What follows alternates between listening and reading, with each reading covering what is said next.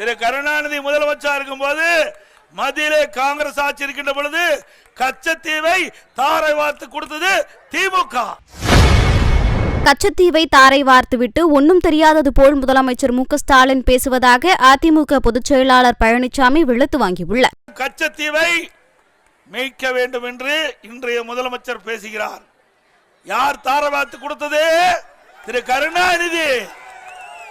திரு கருணாநிதி முதலமைச்சர் இருக்கும் போது மத்தியிலே காங்கிரஸ் ஆட்சி இருக்கின்ற பொழுது கச்சத்தீவை தாரை வார்த்து கொடுத்தது திமுக. இன்றைக்கு ஒன்னும் தெரியாத மாதிரி முதலமைச்சர் பேசுறார். இன்னொரு கருத்தை சொல்றார்.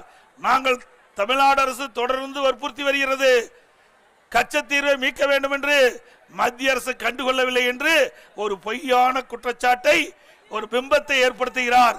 திரு ஸ்டாலின் அவர்களே, திராவிட முன்னேற்ற கழகத்தைச் சேர்ந்த நாடாளுமன்ற உறுப்பினர்கள் 16 ஆண்டு காலம் மத்தியிலே ஆட்சி அதிகாரத்திலே இருந்தீர்கள்.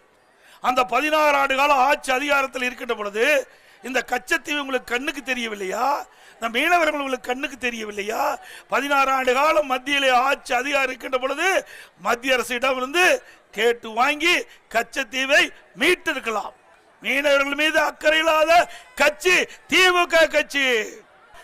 1999 10 ஆண்டு காலம் காங்கிரஸ் ஆட்சியில் இருந்தீங்க, பாரதிய ஜனதா ஆட்சியிலும் இருந்தீங்க.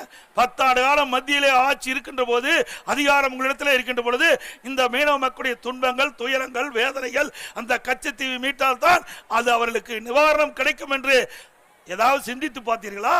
உண்மையிலேயே மக்கள் மீது, மீனவர்கள் மீது அக்கறை இருந்தால் அப்பொழுது உங்களுக்கு ஆட்சி அதிகாரம் இருக்கின்ற பொழுது மத்திய அரசிடமிருந்து பெற்று மீனவர்களை காப்பாற்றிருக்கலாம், கச்சத்தீவை மீட்டிருக்கலாம். அதெல்லாம் கிடையாது.